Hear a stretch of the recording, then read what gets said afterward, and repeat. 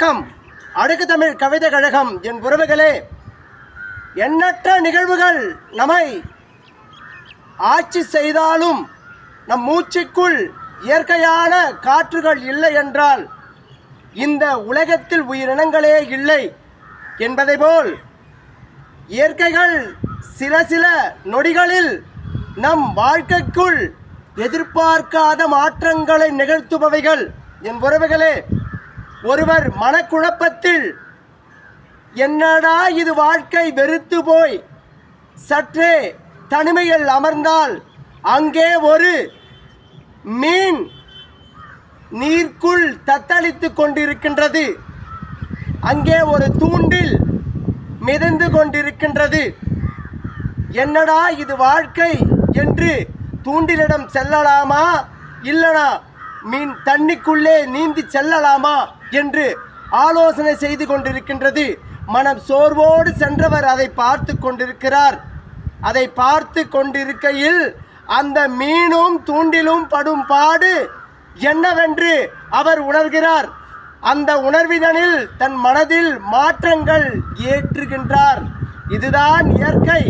அந்த தூண்டில் அந்த மீனை பிடித்திருந்தால் அந்த மீன் இறந்திருக்கும்.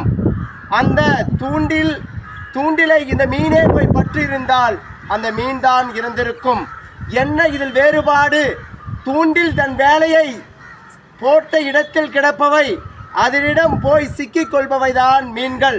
அதுபோல்தான் நம் வாழ்க்கையில் என் உறவுகளே, எண்ணற்ற குழப்பங்களும் தீராத மன சஞ்சலங்களும் வாழ்வியலோடு கலந்தவைகள்.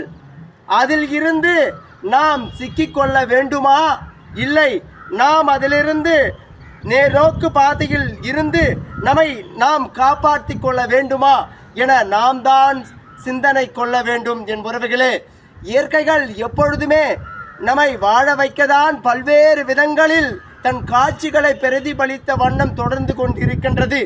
அந்த காட்சிகளை ஒரு சாட்சிகளாக எடுத்து நமக்குள் இருக்கும் 1000 கவலைகள், இன்னல்கள், மனக்குழப்பங்கள் அனைத்தையும் இதன் வழியாக அறுத்தெறிந்துவிட்டு கொண்ட வாழ்க்கையில், மனித வாழ்க்கையில் அழகான நம் வாழ்க்கையை ஒரு இலக்குகளோடு கையில் எடுத்து சிறப்பூற இந்த வாழ்க்கையை கையாளும் மனப்பக்குவ நெறியை நாம் அடைதல் வேண்டும். என் உறவுகளே, எண்ணற்ற சூழ்நிலைகள் நம்மை சூழ்ந்து கொண்டிருந்தாலும் வாழ்நிலைக்குள் மனித பிறவியில் பிறந்து விட்டோம் என்ற ஆணித்தரமான மனப்போக்கினை உங்களுக்குள் ஆணிவேராக ஊன்றியிருக்கும் மனப்பக்குவத்தை அடைந்து மரங்கள் போல் செழித்து, கிளைகள் போல் தழைத்து, பூக்களை போல் அழகாக இந்த வாழியில